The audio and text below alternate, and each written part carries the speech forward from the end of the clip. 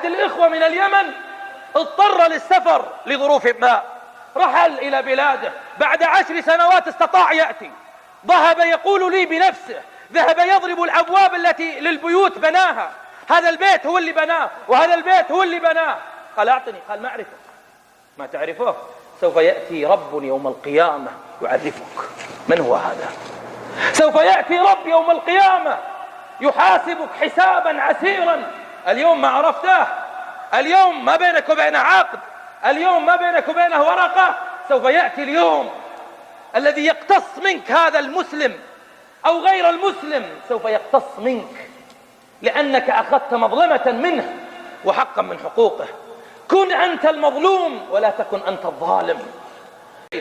في التعامل مع الإخوة المقيمين، مهما كانت أخطاؤهم، مهما كانت زلاتهم، مهما كانت سلبياتهم، فمن عمر الأرض ومن أقام هذا البنيان ومن الذي يستحق أن نشكره على ما فعل لعمران هذه البلد؟ هؤلاء الذين شقوا الطرق وبنوا العمائر وشقوا الأبواب وعملوا كثيرا من الأشياء. أما لهم والله حق علينا؟ أما لهم والله ما ينبغي الوفاء لهم؟ لقد أتيت إلى بريطانيا فرأيت بلدة كاملة اسمها سوينزي وغيرها من البلاد يقطنها الجالية الباكستانية. الإنجليز لما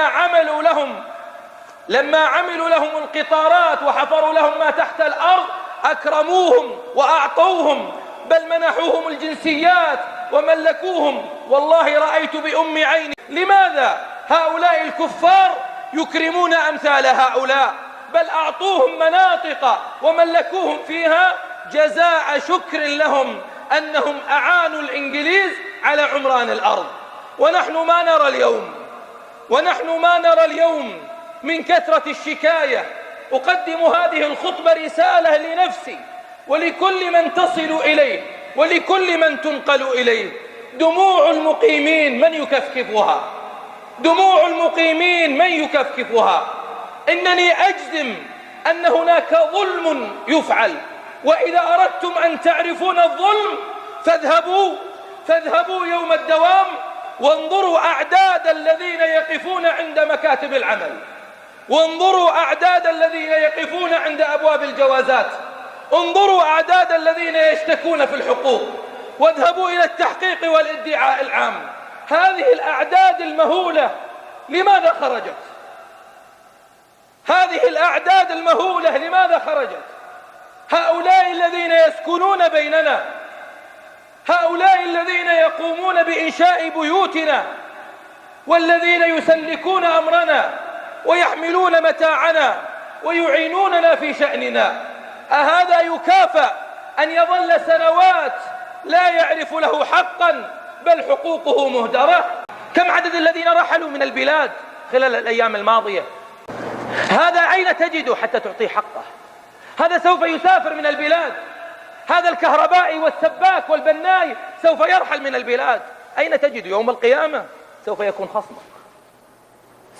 خصمك يوم القيامة، سوف تقف أمام الله يوم القيامة ويحاسبك على الريال. والله لو قرأ كل إنسان منا قول الله: فمن يعمل مثقال ذرة خيرا يره ومن يعمل مثقال ذرة شرا يره. إذا كانت الذرة سوف يحاسبنا الله عليها، فما بالك بحقوق لأناس لم يعطون حقهم؟ فاسمعوا معي هذا الحديث. يقول صلى الله عليه وآله وسلم: إخوانكم، سماهم إخوان. هذا المقيم، هذا الذي من أي جنسية، من عربية أو غير عربية، مهما كانت أعطتك الدنيا أن تكون أنت المسؤول عنه أو أنت صاحب التفويض، فاسمع حديث رسولك صلى الله عليه وسلم: إخوانكم، سماهم إخوان.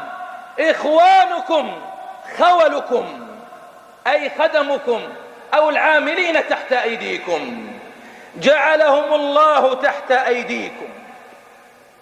فمن كان أخوه تحت يده فليطعمه مما يأكل وليلبسه مما يلبس، ولا تكلفوهم ما يغلبهم، فإن كلفتموهم فأعنوا.